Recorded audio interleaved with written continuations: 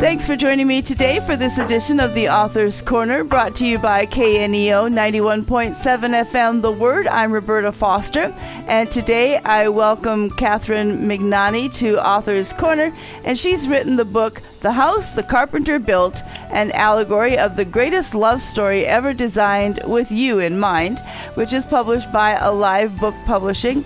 She'll tell you more about how to find the book at the end of the program. And Kate has quite a diverse background.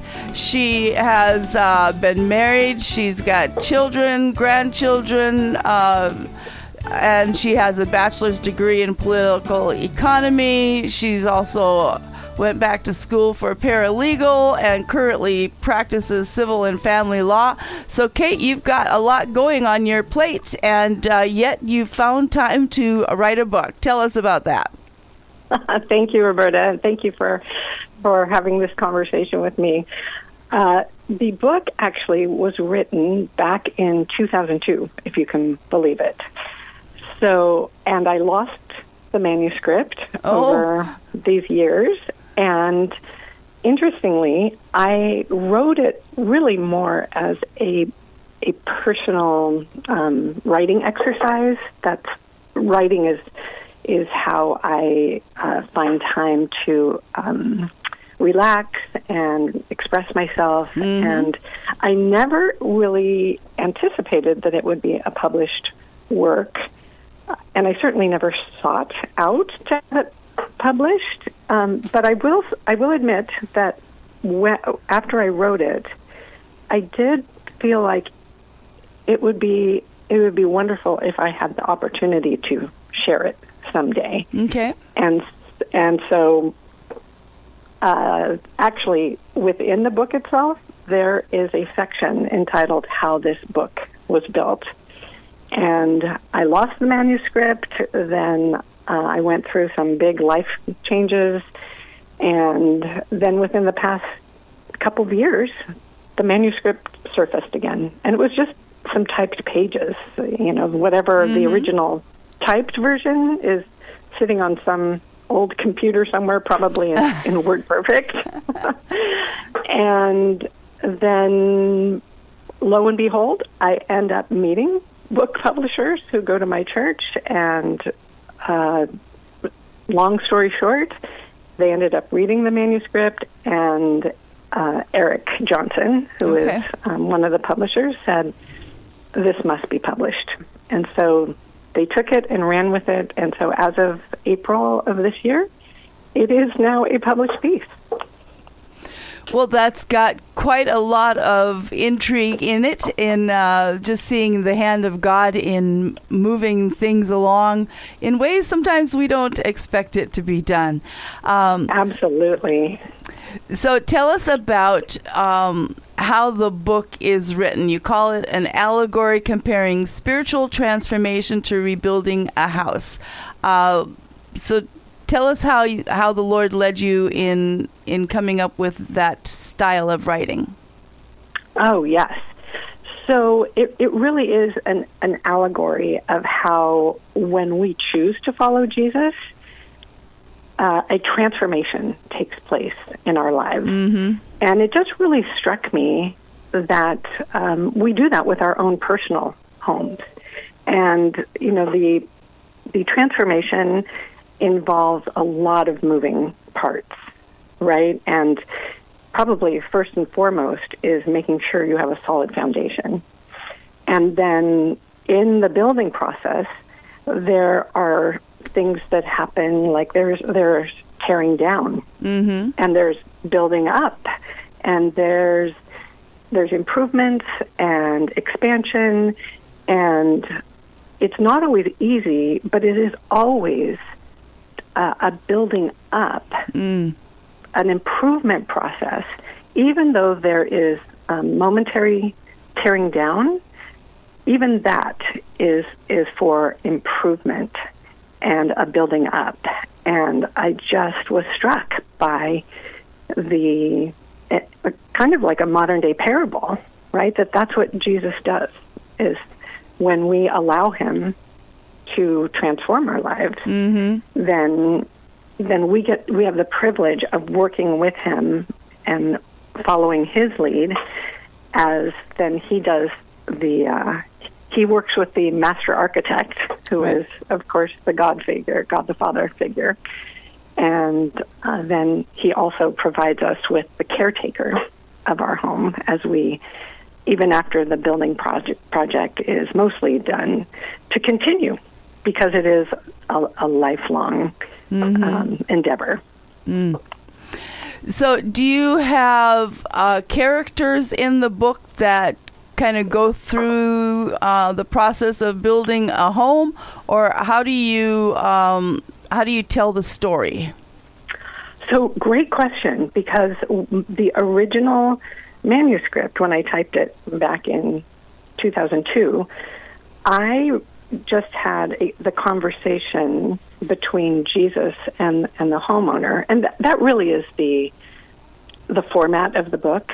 It starts out with this carpenter introducing himself to this homeowner. Okay. And then the story goes from there, the relationship between the carpenter and the homeowner. Okay. And the original manuscript had the words of the carpenter in red, and then the words of the homeowner in black, so you could distinguish who was speaking. Mm-hmm. Well, when the publishers took the manuscript, they actually changed it to all black font, which of course makes sense in printing, but they put the carpenter as one speaker and then my name, Kathryn, as the homeowner. Mm-hmm. And so when we were talking about it, I said, the story really isn't about me.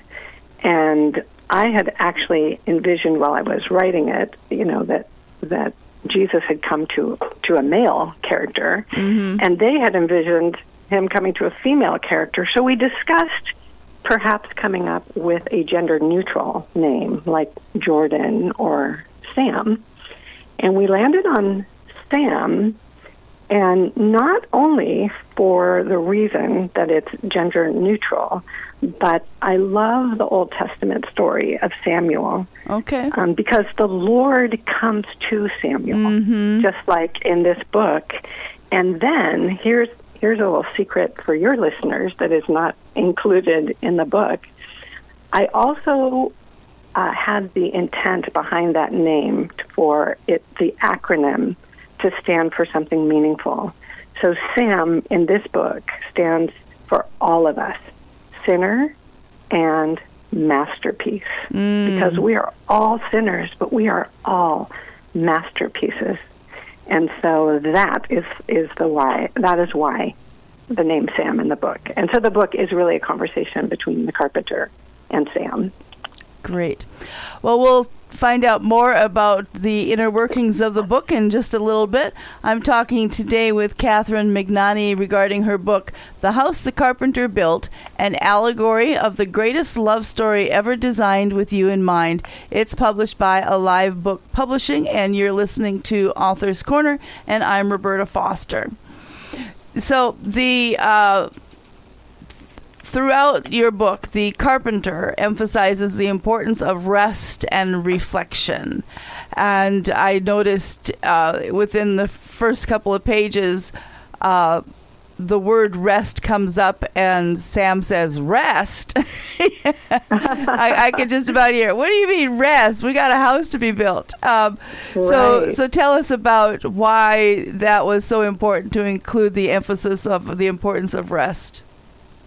Yes, and it is so important, and this is something that I really learned late in life when I was studying about Sabbath rest.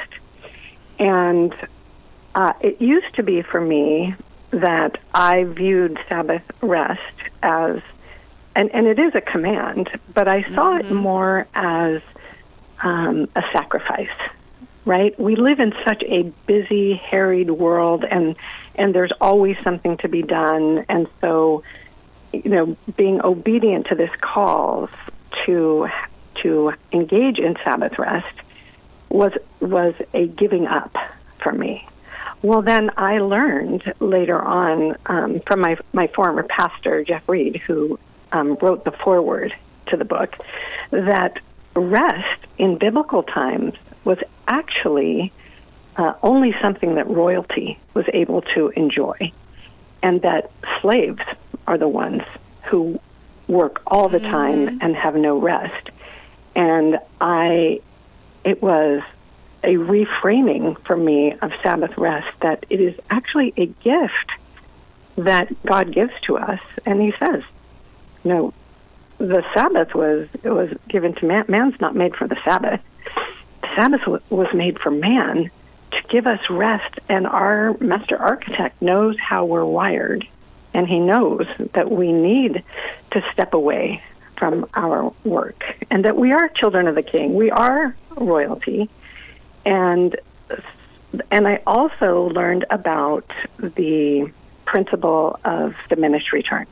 So you can keep working harder and harder, but then you have less and less energy, and you end up producing less in the long run, as opposed to resting that one day a week, and then you are rejuvenated and ready to go the next day. And that has proven true in my life. And it is no longer a giving up. It is now Sunday is my favorite day of the week. And it does take intentionality, though, really, to get things done before that day so you can rest.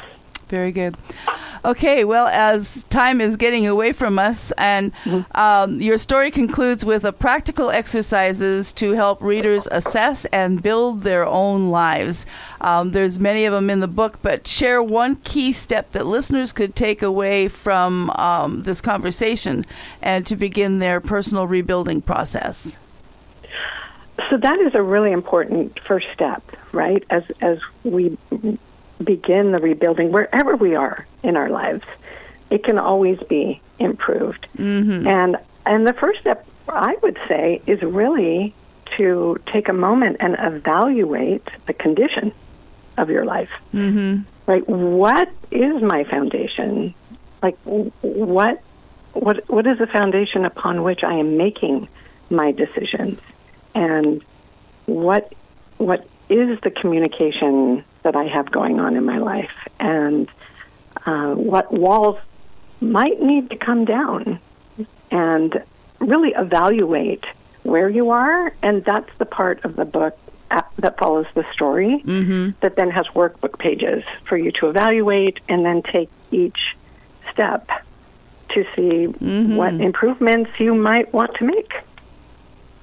Excellent. And I also, in looking through the book, after the story, you have the master architect's invitation. So you also include the, obviously the most important first step in anyone's life, and that is accepting the invitation of salvation.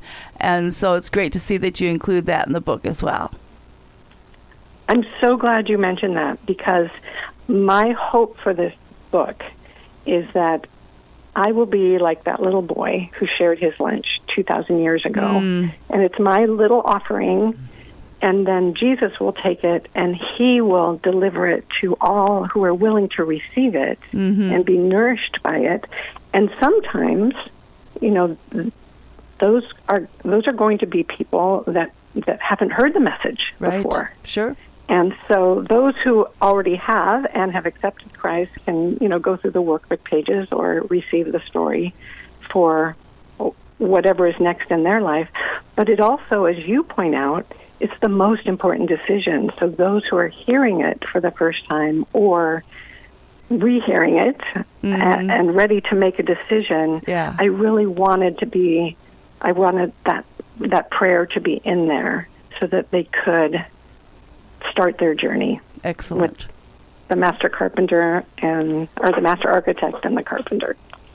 So today I've been talking with Kathryn Mignani about her book, The House The Carpenter Built, an allegory of the greatest love story ever designed with you in mind. So before you leave us, Kate, tell our listeners how they can find out more about this book.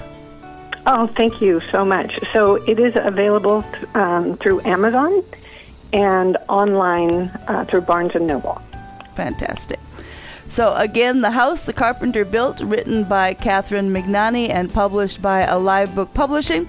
We're so thankful for having received a copy of this, and it's been a pleasure talking with you about your book today. Kate, thank you so much for your time. Thank you. And to our listeners, if you'd like to hear this interview again or share it with another person, you can find it on your favorite podcast platform or through kneo.org. So thank you for tuning in. This is Roberta Foster on the Author's Corner. Join me again next time.